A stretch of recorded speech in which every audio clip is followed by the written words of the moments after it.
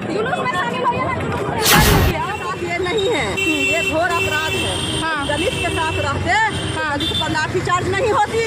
आज से लेकर के सतयुग से लेकर के हमेशा से चलता रहा, शोषितों वंचितों की लड़ाई हमेशा लड़ते आए। हम अम्बेडकरवादी है और रूप करके बिजनेसमैन बन करके हमरा अनुसूचित जाति के संविधान को हटाना। नमस्कार, आप देख रहे हैं दीक्षा की आवाज। मैं हूं आपके साथ दीक्षा। SC के फैसले के विरोध मतलब सुप्रीम कोर्ट में जो क्रीमी लेयर का फैसला लाया गया, उस फैसले के विरोध में बहुजन समाज के पार्टी जो है गर्दन दकबंगला के पास धरना प्रदर्शन कर रहे थे और प्रदर्शन के दौरान जो है प्रशासन के द्वारा इन पर वाटर टैंक देख सकते हैं, वाटर टैंक रखा गया, उससे इन लोगों पर पानी का छिड़काव किया गया और लाठीचार्ज भी कर दिया गया है।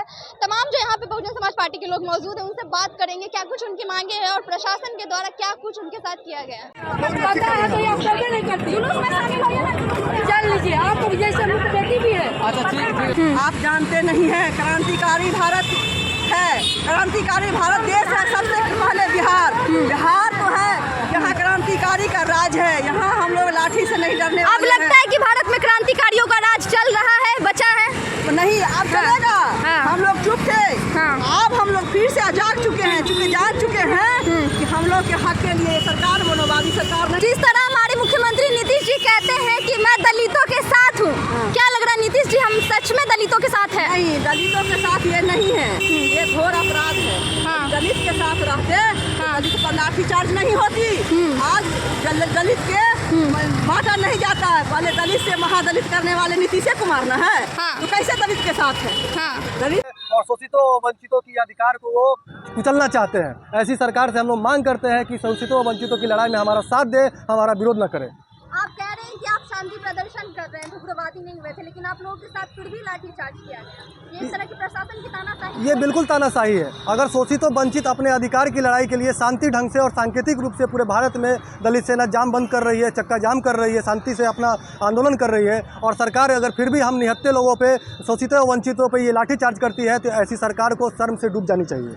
और जिस अम्बेडकरवादी की बात कर रहे हैं कि हम अम्बेडकरवादी हैं, क्या अम्बेडकर युग अभी भी चल रहा है, बचा है? नहीं, अम्बेडकर युग से, कलयुग से लेकर के सतयुग से लेकर के हमेशा से चलता रहा, शोषितों वंचितों की लड़ाई हमेशा लड़ते आए। हम अम्बेडकरवादी है और संघर्ष हमारा जारी है। शोषित और दलित हमेशा अपने हक के लिए लड़ते आए, लेकिन उनको उनका हक मिलता नहीं है। उसी की लड़ाई दलित सेना लड़ती है और लड़ती आएगी। हम रामविलास पासवान के अनुयायी हैं और संघर्ष ही हमारा नारा है। और जब तक ये अधिकार और हक की लड़ाई हम लोग लड़ते रहेंगे और जब तक ये समानता इस समाज में नहीं आएगी, तब तक हमारा संघर्ष जारी रहेगा।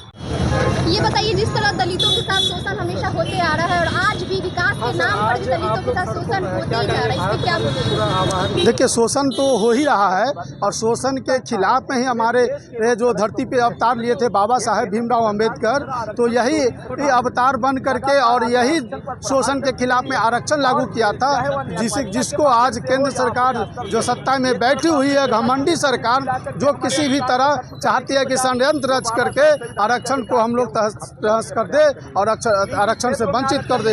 आप लोग जिस तरह से देख रहे हैं कि कॉलेजियल सिस्टम लागू है, ये लागू है, उसके बाद क्या बोलते हैं कि हर एक सरकारी संस्था को प्राइवेटाइजकरण कर रही है, तो इसमें अब आरक्षण रह कह गया है और जो भी छोटी बहुत बची हुई है तो चाहते हैं षड्यंत्र रचा करके इस सबको आपस में लड़ा करके कि हम लोग गद्दी पर राज करें, तो ऐसा हम लोग कभी नहीं होगा।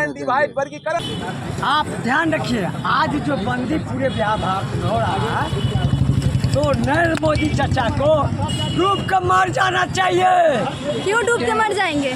क्योंकि 10 बरस में जो संविधान को छेड़छाड़ किए हैं, आज यहाँ तक पहुँचे हैं कि कुर्सी पर से जल्दी उतर जाना। क्या संविधान के साथ छेड़छाड़ कर दिए, अच्छा से बताइए। आपको जहिया से आए हैं तहिया से जो नोटबंदी किए थे, याद है? हाँ। कि आपके दादे परदादा को लात मारे थे। हाँ। पूरा इंडिया को उस समय समझ में नहीं आया था।